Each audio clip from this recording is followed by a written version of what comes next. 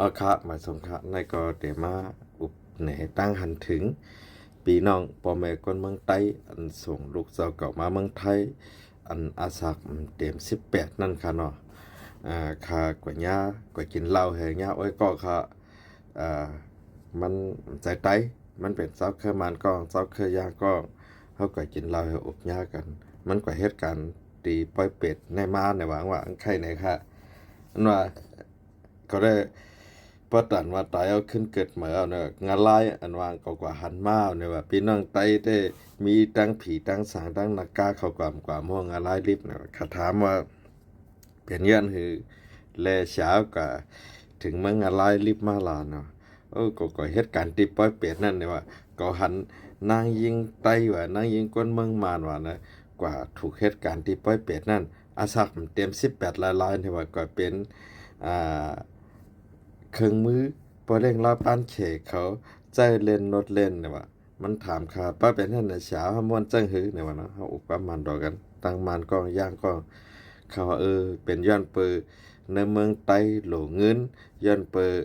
ซึกก็มีหลายหมู่หลายจุ่มกลุ่มย้อนคนเมืองไต้เหคนเมืองไต้ก็จังเฮ็ดหือนั่นเนาะขับมาขึ้นวนว่าอันนั้นคนมีพอขึ้นผ่านผ่านสัมปอดอะไรขายโตหนึ่งถึงยาป่าเนาะโยขาวนนะใจค่ะเนาะอ่า โอ้ยก็ค่าอันเป็นมารให้ย่างเลยเขาใครเนี่ยค่ะก้นเปิ่นออกข่าวไงว่าก้นไต้ว่าก้นเมืองมารว่านะกว่าอยู่ที่ป้อยเป็ดแน่กว่าเป็นตั้งเรียนเฉเขาเนี่ยนำมันเนี่ยว่ามันว่าพอขึ้นวนเนี่ยดีข้อขมกับใจกันเนี่ยว่ามาพอกมาเนี่ยเราปั้นเฉเขาเนี่ยเฮ็ดต่อหน้าต่อตาเนี่ยว่าเขาก็จังเขาก็น้ำตาตกพึกๆนะเขาก็จังเฮ็ดหือมีอมควังเลยไรเปิ้นเนี่ยในแต่ก็ใครรัดในพี่น้อง พ่อแม่คนเมืองไต้เฮาเนาะส่งลูกอ่อนมาเฮ็ดการในเมืองไทยกำในพอหลอนมาเฮ็ดการเมืองไทยเฮ็ดการแม่วานปลูกแตกได้1เดือน10,000นะต้องเฮือนนั้นเป็นอันอีดเงินเอาน่ะย้อนมาเด้ๆลูกอ่อนนั้นจ้างเฮ็ดหือเอาน่ะโทรถามด้วยเผื่อเปิ้นแล่นกันเอาน่ะมีการกันนั้นกันได้ว่ากว่าเฮ็ดการตั้งอิหยังก็อ่า ตั้งแหลนลินว่าขนาดขนายว่าในวันนะตั้งในจับกัมพูชาว่าเลย1 เดือน 15,000 20,000ในว่าเปิ้นเอาเขาว่ามันตั้นหลายอย่างเอาเปิ้นเอาคำกับผังเปิ้นให้เอากว่าในเงินกอมหลายให้ปยาน่ะเปิงหลวงมันได้อยู่ที่บ่แม่ตั้งขึ้นกำได้ส่งลูกชายเข้ามาเมืองไทยอาซักตั้มไปเต็ม18เนาะกำได้ลูกเปิ้นได้เปิ้นยาวจั้นให้สังให้มาเมืองไทยน่ะเหตุการณ์ไรเงินนำน่ะเปิ้นลูกเปิ้นทั้งไรสู่ก็โหลไล่น่ะกำได้ อันเป็นมังก็อันตัวเคียงเล่าเขื่องค่ำแล้วก็กว่าดังป้อยเป็ดเนาะกว่าด้วยการซ้ำซ้ำหนามานั่นน่ะมังเจอห้ามเขียนหนาจ้ามาถึงแกกว่าปือโปเมดังเฮือนนั่นย้อนเงินที่ไหนลักลดเครื่องเปิ้นว่าในวันนั้นกว่าลักเงินเปิ้นว่านะเปิ้นยับไหลเหเอากว่าตกคอกค่อนซ้ำแปดละลายนำหนาว่านะในโปเมเผอโปเมมันอันอยู่เมืองใต้นั่นเสยเลยเออ เขาส่งลูกเขากว่าเมืองไทยใจอ่ะลูกเขาส่งมาเขาก็มีแต่กินเขาวแฮ่แต่ส่งมาแฮ่น่ะพอแม่หมังซื้อแค่น่ะพอย้อนลูกปันไรปกว่าอยู่เมืองเปิ้นส่งเงินมาอะไรก็มาอยู่เมืองเฮาแฮ่น่ะจัดปานเพราะว่าโกนนั่นว่านั่นเนาะความทุ่งเปิ้นว่าอ่าปอกินแม่เนี่ยปอกินลูกเนี่ยเป็นหนี้เนี่ยว่าลูกกินปอเนี่ยเป็นขี้เนี่ยว่าแม่กินลูกเนี่ยเป็นหนี้ ลูกกินแม่ได้เป็นชีเนี่ยว่าความทุกข์เพิ่นว่าก้อยกะใจว่าให้เฮ็ดหาเลี้ยงพ่อแม่เนาะลูกพ่อแม่ก็เลี้ยงลูกให้เหี่ยวก็ให้ลูกล่างขึ้นฮู้กุงมันตอกแดนน่ะมันเป็นเนื้อเลือดเจ้าเก่าให้เจ้าเก่าปาดออกวันขันๆนั่นพอขึ้นมาวนโดยเฮ็ดนั่นน่ะลีอีหลูพ่อแม่คนเมืองไทยเฮาจะส่งลูกมาในเมืองไทยเหลูกเจ้าเก่าคัดใจเฮ็ดกาป้องกาเป็นหนังเฮ็ดแต่ละเงินส่งบนพ่อแม่ให้น่ะให้ ฮัมปอไรกว่าตกคอกจังไหนก็มีบ่นะไว้ก็ขาใครแหน่อันเจอเขาได้เขาก้อนหายก้อนกินเจฮู้เจน่ะเนาะขาได้ขาก็ฮู้ขาก็ฮู้มัดติไว้ก็ขาทางตีนั่นน่ะกำนะครับมีมานั่งยิงนะมังก็มางาปอเร่งหลีไม่เร่งหลีเนี่ยเลยห้ามเหตุการณ์แลดอีกหนึ่งเนี่ยไรหนึ่งเดือน15,000 ถึง 20,000เลี้ยงก้นเท่าส่งมื้อตั้งเฮือนส่งมื้อตั้งเฮือนน่ะกำในอ่า ในวันในสวนก็เก็บเงินลองหลู่เนาะเจตนามจะ ใครแค่กันเฮหรือว่าน่ะตั้งลูกตั้งหลานน่ะเฮ็ดนั่นเฮน่ะเฮ็ดให้คนอันลูกที่เมืองใต้เห็นมาหาเงินน่ะมันข้ามจอแล้วน่ะกำในเงินที่หาส่งมื้อ200,000 300,000ก็เอากว่าลูกที่เกื้องเอากว่าลูกที่นั่นที่ไหนว่าเนี่ยพ่อแม่เนี่ย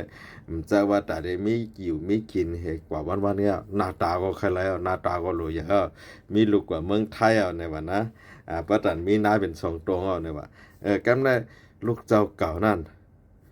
อันว่วนลีก็ตั้งลีเนาะทำป้ออะไรขายตั้งไตเหตุเรื่องตั้งเลยขายตั้งไตเหตุส่งมือว่ะนะขายนางวันไตเหตุส่งมือว่ะซึ่งอันพ่อแม่เขาลิดไถมาหนาอาลานั่นนะในไว้ก็ขายย่างไข่เนี่ยนะอ๋อเพราะว่าในเมืองใต้เนี่ยเพราะว่าไต้หวันเขาเนี่ยเลยเปลี่ยนกว่าจังไหนมันว่ามันก็ใต้แค่เนี่ยคนในเมืองมันกำนำก็เป็นนาเอาเนี่ยว่านั้นในคอกหลงโอ้คนเมืองมันกำนำว่าป้าปุ่งแต่ข้างวันในวันเมืองสุกเนี่ย อันเป็นใต้อันเป็นมันคนเมืองมันนะป้าผงแตกในขอกหลวงนั่นนะมีคนไทยชาวนะมีคนเมืองมันนะม50ว่ะนะอ่าก็เปิดปอเมอันส่งลูกมานั่นแฮลูกปักเปิงเมืองเปิ้นแต่พระอาศักไล่18เหตุการณ์ไล่นั่นน่ะเนาะลูกอ่อนจ้าไล่13 14 15ก็ส่งมาเมืองไทยเอานะเพราะเป็นนั้นนะตาเด็ดเลี้ยงตัวเก่าก็ตั้งขยับก็ห้ามหลุดเลี้ยงป้าปอเมตั้งเฮือนเลี้ยงป้าปอเมตั้งเฮือนไรอ่ะห้ามหลุดหลู่บ้านในวันในสวนจากกว่าเจ้าไหนเนี่ยกำในป้าเป็นลาดว่าลูกสูนในมันตึกเหตุการณ์มันขันใจอย่าไปไม่เงินมันไหนเกาย้อนเงินไม่ไหนเกาย้อนเงินลูกเก่าเนอะกว่าเตียกใส่ลูกเขาได้เทียกใส่นะมังปอกมาเนี่ยลูกเขามาเหตุการณ์ในเมืองไทยเนี่ยกวนใจกว่าเนาะตกการนะ เลยนอนจอมตาจอมตางว่ะโยก็กว่านอนจอมแคมก่อช้างน่ะมาพอมาตำหนดมายอบกว่าเลยมีวัดมีไหวเห็นเลยพอเมตังเฮือนในโทรมาย้อนเงินในแต่ละราคาตกคอไว้ในห้ำแค่รัดลูกเจ้าเก่าในพวกกองกล้าใจรัดทางว่ามันสั่งถูกว่าคือเพื่อแจกฝึกว่าอยู่ในควักตำหนดนะฮะนะในคาใครผักถึงปอเมอันอยู่ตั้งเฮือนนั่นเหย้อนเงินลูกมาก้อยกำย้อนได้เขาขามว่าเนาะเพราะเมื่อมีกินมีใจก็ส่งเป็นก็มาพองแลก็ห้ามขันใจมาเนี่ยเนาะเฮาดอกไข่เนี่ยมังจื้อเนี่ยพ่อแม่มังจื้อเนี่ยให้มันชันน่ะว่าบ่ว่าเงินไทยเงินมาในแลกกันมันตึกนั่นนะมังจื้อขนาดเงินไทยแลกขนาดก็มันโหลดส่งมาพันก็โหลดนะมังจื้อให้มันชันน่ะพ่อแม่มังจื้อนั่นนะกว่าอุบลงในเพิ่นเมื่อนั้นมันได้ลูกเขาได้ส่งมาว่านะพอถึงเมื่อนั้นมันได้ลูกเขาค่ายการมันเปลี่ยนกว่าแล้วนะ ทำมาเหมือนของมาย้อนนี้ครับว่า1เหรียญ1ปอก2เหรียญ1ปอก3เหรียญ1ปอกน่ะมาย้อนเงินลูกเขาซักอาจจะน่ะ